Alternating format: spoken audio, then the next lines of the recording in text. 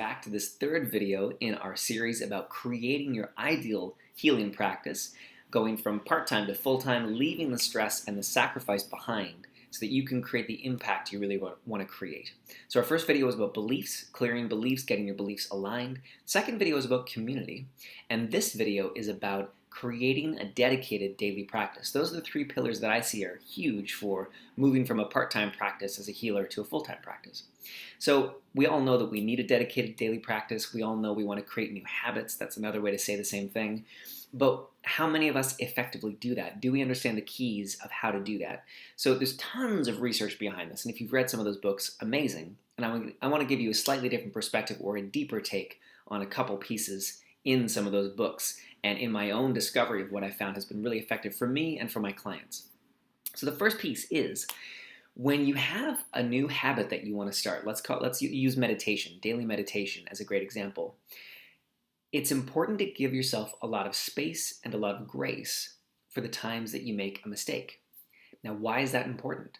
Because as soon as you beat yourself up or feel bad about that new habit, that new dedicated daily practice, as soon as you make any negative associations, you make it twice as hard, 10 times as hard, to show up the next day to do it. So let's say you want to start 5 minutes of meditation a day, and you do it for 3 days, and then you miss the fourth day.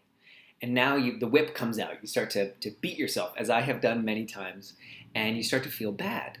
Well, now the next day, day number 5, you have to get through all of that negative energy, all that negativity, all the self-talk, all that crap, and then actually do your habit. So you're not only starting a new habit, which is creating new connections, and it's not as easy because it's not habitual yet, but now you've got to get through all the crap. So that's number 1. Don't make any negative associations to the dedicated daily practice you want to start.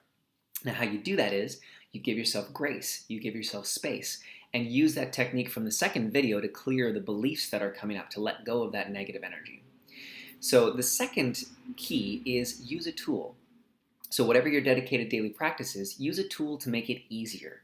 So I did this when I first started meditating over a decade ago. I've been meditating every day for over a decade. And with the first point, when I miss a day, it's okay. I don't beat myself up because I know I'm going to come back tomorrow. So the key is it's okay to miss a day, just don't miss 2. Don't miss 2 in a row. And in using a tool with meditation, for many, many years, I used something called HoloSync. And it was just an audio program. It was basically the sound of rain falling, but with binaural beats. So I could meditate easily no matter where I was. So on the subway, on the bus, in the mall, on my lunch break when I worked in the mall at a store. I could meditate at home. I could meditate with kids screaming in the background. It didn't matter. I could meditate anywhere. So I used a tool to make it easier. So that's the second piece. The third piece is make sure that you understand your personal motivations for your dedicated daily practice. So you might have some high aspirations for whatever the dedicated daily practice is, that meditating every day is going to make you a better person or make you more calm, more centered, and that's going to help you be better in your business. And that might be important. But what's the one that gets you really excited? For some people, it's the challenge. If someone bet them that they can't meditate every day for a year, they would do it just to prove that they could. So if that's you, understand that and use that to your advantage. For myself, I love to be different. I've always loved to be different. Sometimes, even if it's not for my benefit, I just be different for the sake of being different because that's part of my motivation. So I did that with meditation. I started meditating when I was 21. I didn't know anyone who was meditating at that time. Not that many people meditate in their early 20s. So for me, meditating every day was an expression of my difference, an expression of me being different in the world. So for me, that really, really worked. I also wanted to be a better person and be more calm and well-adjusted. Those were all important. But the one that tipped the scales in my favor was that motivation that I have to be different. So use all 3 of those tools, and you'll find that any dedicated daily practice you want to start, any habit that you want to start, is going to be much easier. Now, the thing that makes this the most easy, that all the research says is one of the biggest keys for starting a dedicated daily practice, is community. Having an accountability partner, having an online community, having an in-person community.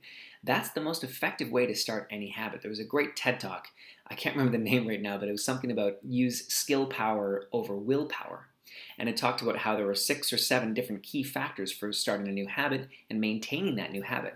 And the biggest one that struck me was the importance of community. It is important to know your why or your purpose or your passion, but even more strong than that is the community that you're a part of. So that's why I covered community in the second video, because when you understand the importance of that and you attach a dedicated daily practice to it, then you're going to have some real juice and some real power.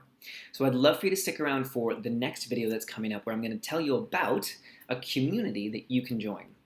It's called the Happy Healing Community, and it's going to be a place where you can create a dedicated daily practice that serves the creation of your ideal healing practice.